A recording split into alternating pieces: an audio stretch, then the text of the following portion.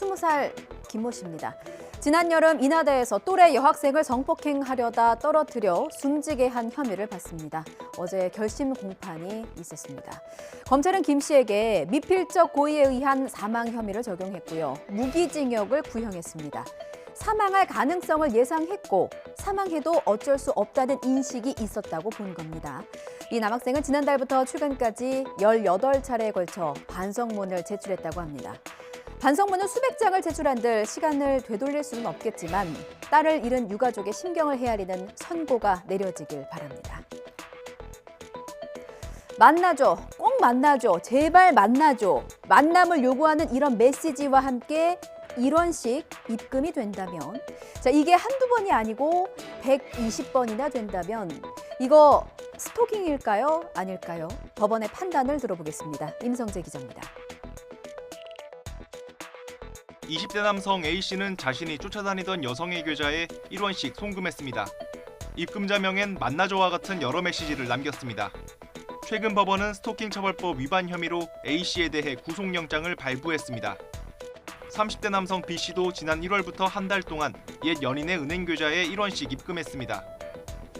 마찬가지로 모두 120차례에 걸쳐 만나달라, 미안하다라는 메시지를 입금 내역에 남겼습니다. 스토킹 혐의로 재판에 넘겨진 B씨에게 1심 재판부는 징역 6개월에 집행유예 2년을 선고했습니다. 자, 그렇다면 집요하게 걸려오는 부재중 전화는 어떨까요? 재판부의 판단은 엇갈렸습니다. 역시 임성재 기자가 정리했습니다. 한 달 반 동안 전 연인에게 29차례에 걸쳐 전화를 걸고 30번 넘게 문자를 보낸 40대 남성은 유죄가 선고됐지만 석 달 넘게 발신자 표시 제한으로 전화를 걸고 4시간 동안 10번 연속 전화를 한 50대 남성에겐 무죄가 선고됐습니다.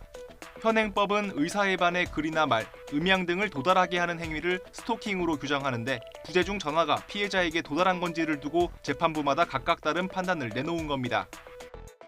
열거된 행위에 대해서만 엄격히 해석하여 처벌하고 있습니다. 독일과 같이 열거된 그 스토킹 행위뿐만 아니라 이와 유사한 방식의 스토킹 행위도 처벌할 수 있도록 개정해야 합니다.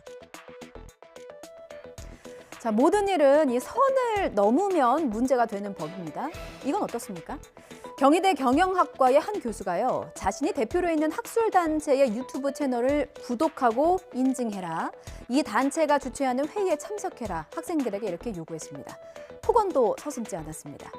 학교 온라인 커뮤니티에 이런 폭로글이 올라왔습니다. 그런데 교수는요, 수강생 한 명을 공개적으로 지목하면서 학교 차원에서 IP 추적 중이다, 협박과 막말로 대응했습니다. 박정현 기자가 취재했습니다.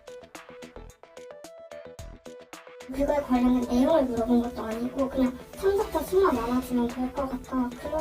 그런 식으로 받아들여져가지고 답답했어요. 취지가 좋은 건 알겠는데 그거에 대한 이제 인증 과정에서 기한을 정해주지 않으셨음에도 기한을 정한 것처럼 나한테 메일을 너네가 먼저 보내지 않은 너네 잘못이다. 너가 대답을 제대로 안 한 거 아니야. 너가 대답을 했는데 못 들었으면 내 귀가 먹었다는 거야. 죽을래. 이렇게 말씀을 하셨어요. 교수의 이해 못할 행동은 여기서 끝이 아닙니다. 게시자를 찾기 위해 학교 차원에서 IP 추적을 하고 있다는 협박과 함께 막말도 서슴지 않았습니다. 걔네들은 가정교육을 제대로 받은 애가 아닌가. 신문상 같은 게시판에 배설문 같은 글을 올려서 나를 망신주고 싶은데. 수강생들은 불안감과 공포심을 호소합니다. 누가 봐도 그냥 이거 쓴 사람은 그 사람이다라고 너무 확신을 갖고 정치한테 말을 하고 계신 것 같아서 고발한 사람을 색출해내려고 IP 추적을 학교 차원에서 하고 있다든지 행정실 과장님이 심리가 불편하시다든지 그러한 이메일을 거의 하루에 한 번꼴로. 해당 교수는 YTN 취재진에 자신이 그런 발언을 한 사실이 있다고 모두 인정하면서도 학생에 대한 친근감을 표시한 거라고 해명했습니다. 친근감의 표시나 학생과 선생들 간에 그런 식이에요. 서비스라서 세계적인 각을 갖다가 접할 수 있는 기회를 주는 건데. 전국 장애인 차별 철폐연대 전장연의 기습 시위로 서울 지하철 1호선 운행이 한 차례 중단됐습니다. 오늘도 걱정이 되는데요. 전장연은 장애인 권리 예산을 반영하면 시위 방식을 바꿀 수 있다며 국회에 공을 넘겼습니다. 김근우 기자의 보도입니다. 이상형이었어. 서울역으로 와서 사각지로 가야지 왜 용산 노량진으로 오냐고. 그것도 당신한테 서울 허락받아야 됩니까? 바쁜 출근길 시민들의 불편은 컸습니다. 장애인들이 시설을 나와서도 살아갈 수 있도록 주거는 물론 24시간 돌봄을 제공하고 활동 지원 예산도 늘려달라는 게 핵심 요구사항입니다. 결국은 국회가 예산을 통과함으로써 이 문제를 풀어가는 시작을 해주실 것을 간절히 부탁드립니다.